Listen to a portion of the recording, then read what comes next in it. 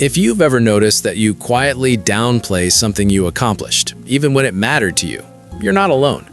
And it doesn't always look dramatic. Sometimes it's as small as brushing off a compliment, or changing the subject when someone points out something you did well, or feeling strangely uncomfortable when others celebrate you, almost like the spotlight is too bright, even if it's friendly. People who do this often don't realize how consistent the pattern is. It shows up in subtle ways. The awkward laugh, the quick, "it's nothing," the instinct to move on. From the outside, it looks like humility, but internally, it usually comes from something much quieter and much older. Most people assume this behavior is about confidence. It rarely is. It's usually about safety, because for some people, being recognized, even positively, doesn't feel nourishing. It feels exposing, like you're being seen more than you're comfortable with. And that exposure triggers a small but familiar tension in the body, a sense that you need to shrink just a little to stay in control. When you've learned to survive by keeping yourself small, celebrating yourself feels like breaking an unwritten rule, a rule that was never spoken but lived. Maybe you grew up in an environment where attention came with pressure, or where your accomplishments were dismissed, compared, or questioned. Maybe being proud of yourself only invited someone to remind you not to get ahead of yourself. So you learned something very specific. Being visible isn't safe. And that knowledge settled deep into your identity, not as a thought, but as a reflex. So now, when something good happens, you feel that quiet conflict.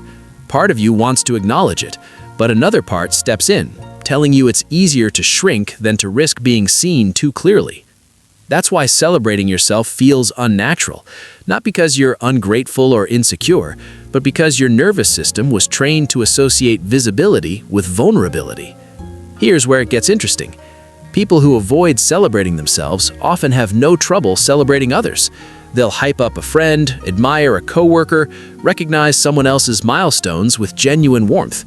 Because it's not celebration itself that feels unsafe, it's self-recognition. There's a reason for that. Acknowledging yourself forces you to confront the parts of your identity you've learned to mute: your competence, your effort, your growth, all the things you quietly carry but don't openly claim. And claiming those things means standing in a fuller version of yourself. That can feel like stepping into unfamiliar territory. Not dangerous, just unfamiliar. And unfamiliar can feel like loss of control. Another layer to this pattern is subtle. When you avoid celebrating yourself, you also avoid disappointing anyone. Staying small feels like a way to stay safe from judgment, jealousy, or expectation. If no one knows what you're capable of, no one can demand more from you. If you stay quiet, no one can accuse you of wanting too much. So the avoidance protects you, not just from attention, but from imagined consequences that your mind learned to prepare for long before adulthood. And here's the deeper pattern underneath all of this. You learn to prioritize emotional safety over emotional recognition, to keep your internal world guarded, to value invisibility just enough to feel in control. And that habit became part of your identity long before you had the words for it. This is why small behaviors like deflecting praise or downplaying your strengths can feel so automatic. They're not signs that you lack value. They're signs that your value has been kept behind a protective wall. That's not weakness. It's protection, a very old form of protection that once made sense. But once you see this pattern, it becomes impossible to ignore. You start noticing the moments when you shrink, the instinct to hide in plain sight, the internal voice that says, "Don't make this a big deal," even when it is a big deal. And the awareness alone changes something. Not in a dramatic, life-altering way, but in a subtle shift of understanding.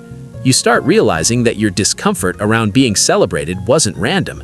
It was formed, conditioned, practiced, and that means it can be understood without judgment. The truth is, celebrating yourself isn't about ego. It's about acknowledging the parts of you that have been waiting for recognition, even if you don't express it out loud. Sometimes the celebration doesn't happen externally. Sometimes it's just an internal moment where you finally let yourself feel seen by yourself. So if any of this reflected something back to you, that's not coincidence. There's more to uncover about the parts of you that learn to stay quiet, and understanding yourself is the beginning of everything. It was never random. It was a pattern.